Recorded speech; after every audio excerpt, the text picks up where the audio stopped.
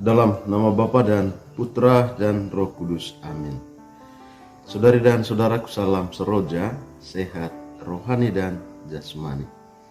Judul permenungan dan inspirasi kita pada hari ini, menghujat Roh Kudus. Ayat emas kita diambil dari Injil Lukas bab 12 ayat 10.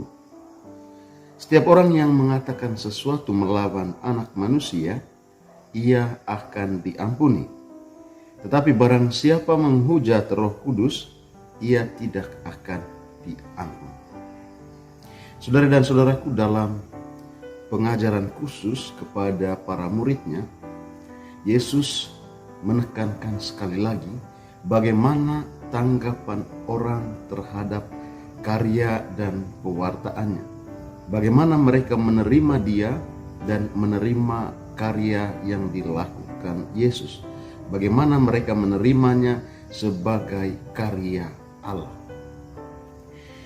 Konteks pembicaraan Yesus bersama dengan para muridnya adalah bagaimana karya yang telah dilakukan oleh Yesus dan tanggapan orang-orang yang mendengarnya, secara istimewa orang-orang Farisi dan ahli-ahli Taurat yang sampai pada saat itu masih terus saja menolak Yesus dan menolak karya-karyanya. Mereka menolak Yesus sebagai Mesias dan juga menolak karya-karya Yesus sebagai karya-karya Allah yang nyata yang terjadi di tengah-tengah mereka.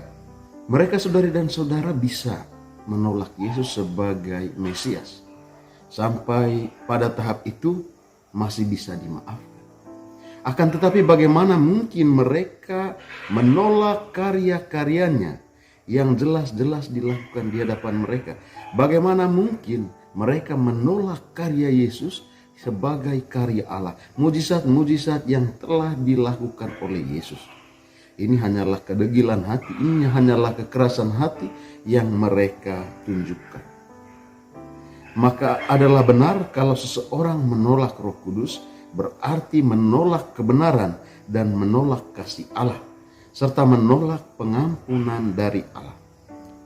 Maka tidak mungkin diampuni baik di kehidupan sekarang maupun di kehidupan yang akan datang. Menolak kebenaran dan kasih Allah berarti juga seseorang nolak Allah Bapa dan Allah Putra. Jadi jika seseorang menolak Roh Kudus, otomatis ia menolak kebenaran yang diwartakannya, yaitu Allah Bapa, dan menolak kasihnya, yaitu Allah Putra. Seringkali juga terjadi dalam kehidupan kita, saudari dan saudara. Kita menolak orang-orang yang tidak sesuai dengan keinginan kita, tidak sesuai dengan ide-ide kita, tidak satu frekuensi dengan kita. Lantas segala perbuatan-perbuatan baik yang dilakukan orang-orang tersebut kita tolak. Kita tidak mau berubah akan hal-hal baik yang ditawarkan oleh orang-orang tersebut.